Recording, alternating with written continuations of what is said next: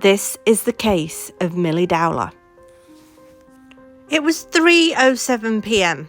It was the 21st of March 2002, and 13-year-old Amanda Dowler, or as she preferred to be called, Millie Dowler, was at school. She left her Heathside school in Weybridge, Surrey with friends and walked to Weybridge railway station, where the girls travelled to Walton-on-Thames railway station, one stop before Millie Dowler's usual stop of Hersham, because they'd gone to the cafe inside the train station where they had chips and a drink. They all sat and chatted about the recent top 40 and who was going to knock who off the top spot of number 1. And Millie received a message from her dad, but she didn't have any credit on her phone and she asked to borrow her friend's phone. And she rang her dad at 3:47 p.m. to say that she would be home in half an hour. The girls left the cafe at about 4:05, with Millie walking alone after saying goodbye to friends, arranging to meet them later, and off she went down a busy, long main road back to her house. She was last seen 3 minutes later walking along Station Avenue by a friend who was waiting at a bus stop. Her friend was going to say hello, but her bus arrived just before she could. A CCTV camera located further along the road showed no images of Millie going past. A red Daewoo Nexia was photographed driving past the same camera at 4:32. When Millie Dowler failed to return home, she was reported missing to police at 7 p.m. They called the police. The police started an investigation into a missing 13-year-old girl. Her family pleaded with the public. The grief and devastation the whole family felt was tremendous.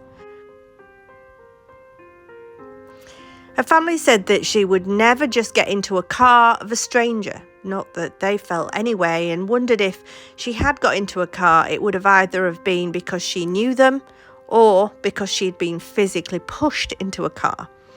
A nationwide search for Millie Dowler followed, with 100 police officers and helicopters searching fields, streets and rivers in Hersham. Detectives who had investigated the abduction of Sarah Payne were called in to help. Police and the Dowler family made many appeals for information, including this reconstruction on BBC's Crime Watch UK. Obviously there's an opportunity that Millie's still alive. She's just decided to go off, something happened, and she's watching this. I think in your heart you now accept she's likely to have been abducted, is that right? I think so. I think we'd like to think that she'd run away, but I can't believe it really. And I can't see if she, sorry. I can say, if she was abducted as you fear, it's quite likely whoever did it will be watching this. Yes. What would you say to him if he's watching now? I'd say if someone has taken Millie and is holding her, then please, please give her back to us. You can't believe the enormous grief it's caused the family and her friends and everybody that knows her. It's just been absolutely awful. We're absolutely devastated. A week after Millie's disappearance, the police stated that she had probably been taken by force. That's when they noticed the CCTV camera footage and realised Millie was not seen passing that particular camera, as she should have been if she'd have carried on walking down that road. They reasoned that while it was unlikely she would have gone off with someone she did not know of her own free will, no one had come forward. No witnesses had said they'd seen a struggle or anybody being pushed into a car. And this suggested the possibility that she had willingly entered the home or vehicle of someone she knew. On the 23rd of April 2002, the discovery of a body in the River Thames prompted media speculation that the body might be Millie. But the body was identified the following day as a 73-year-old lady named Maisie Thomas. She'd been missing since 2001 and her death was not believed to be suspicious. In June 2002, despite further searches, the offer of a £100,000 reward by the national tabloid newspaper The Sun and her parents continued to send messages and call Millie's phone, but Millie remained missing. That month, police told her parents she was probably dead.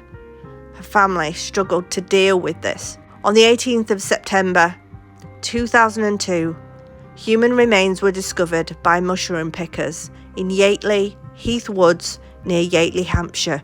Her parents' hopes had been dashed as they wondered if their daughter was still alive. Detectives came to the Dowler home and told them to fear the worst.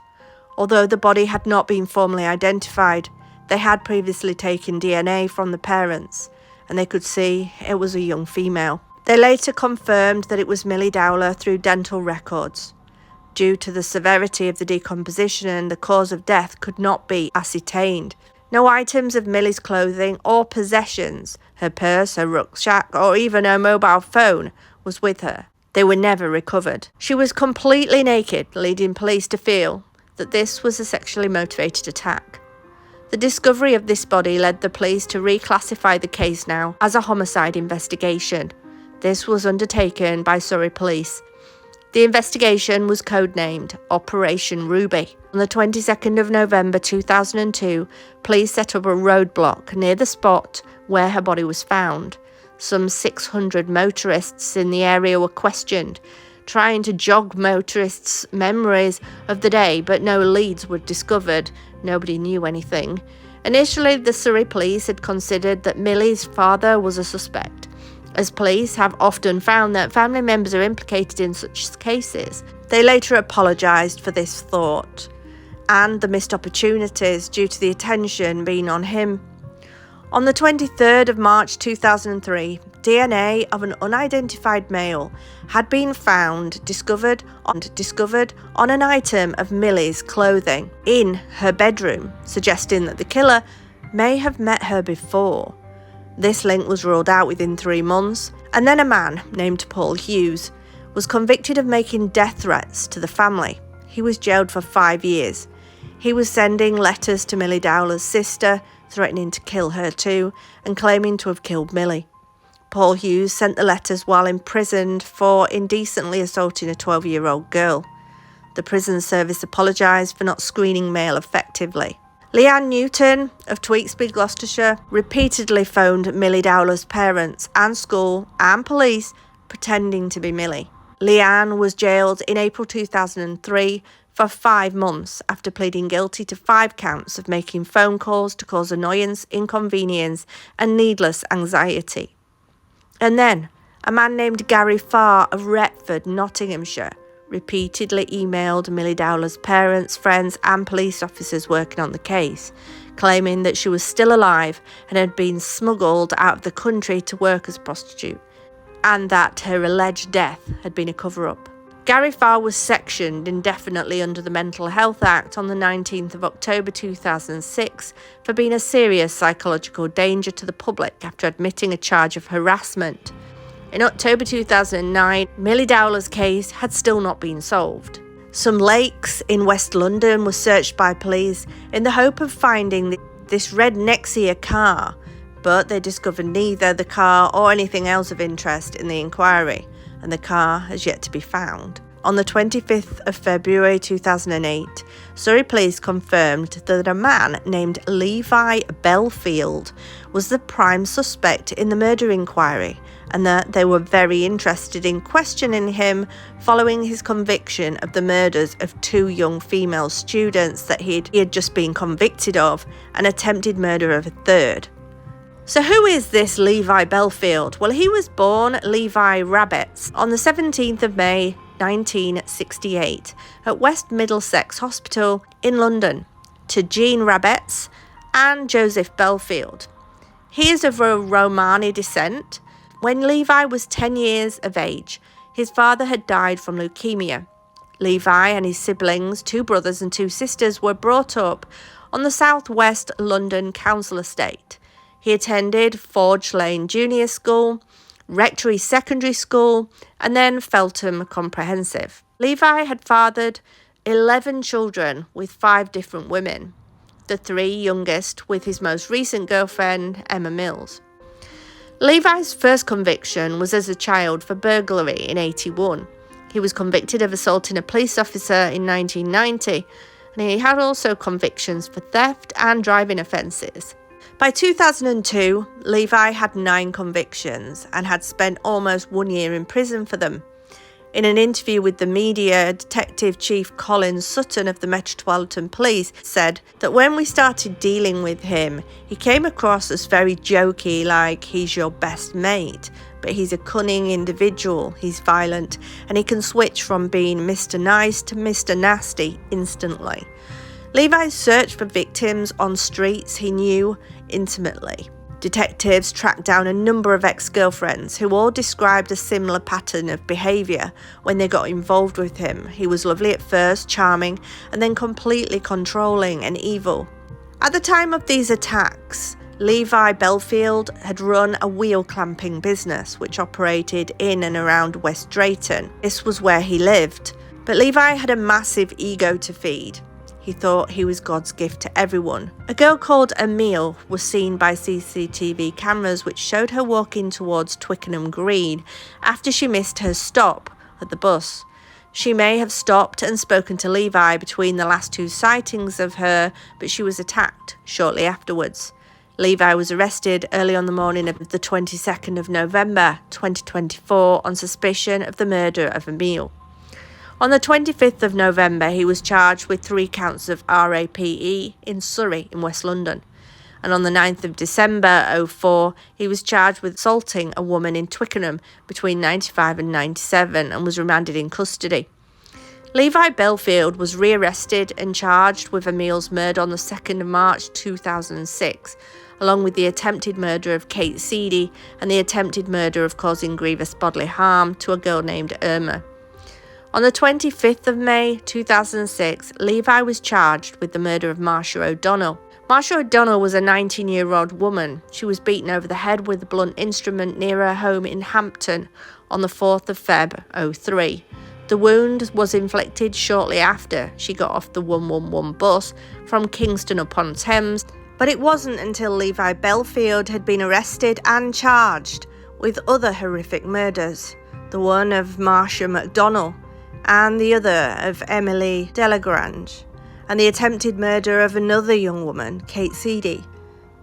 The officers realised that it was the same man. Levi Belfield's trial for the kidnap and murder of Millie began at the Central Criminal Court before Justice Wilkie and a jury on the 10th of May. The Crown had a strong circumstantial case, including evidence that Levi Belfield occupied a flat within metres of the spot that Millie had last been seen alive, attempted to kidnap a young woman only the day before Millie was last seen, and in the 2 years thereafter, in circumstances which bore a striking similarity to Millie's case. He murdered 2 young women and attempted to murder a third. He was currently locked up at the time. The issues boiled down to this: if Levi was not responsible for Millie's murder, then there are really only 2 other possibilities. Either a person other than him, with a freakishly similar opportunity and skill at abducting young, vulnerable women, had kidnapped and murdered Millie, or Millie had not been abducted by Levi at that location, just metres from his flat, and had chosen to run away from home and had met her death in an unknown way, at an unknown place. Given Levi's plea of not guilty and the extreme unlikelihood of the first possibility, the defence had little choice but to pursue the second one. In order to persuade the jury that Millie May had run away, the defence cross-examined members of the Dowler family about highly personal and sensitive material, which suggested that many months before her disappearance, Millie did not have a good relationship with her parents. She was not happy at home and considered running away. Unsurprisingly, the witness found the cross-examination deeply distressing and hurtful. Millie's mother broke down as she left the witness box, and her father was in tears during a good deal of his evidence. In reality, there was nothing either the Crown or the court could do to prevent the cross-examination. First, the Crown had no choice but to call Millie's parents and uncle to give evidence. Each of them had important evidence of fact to give. Third, cross-examination was relevant to an issue in the case, namely whether Millie had been abducted or run away.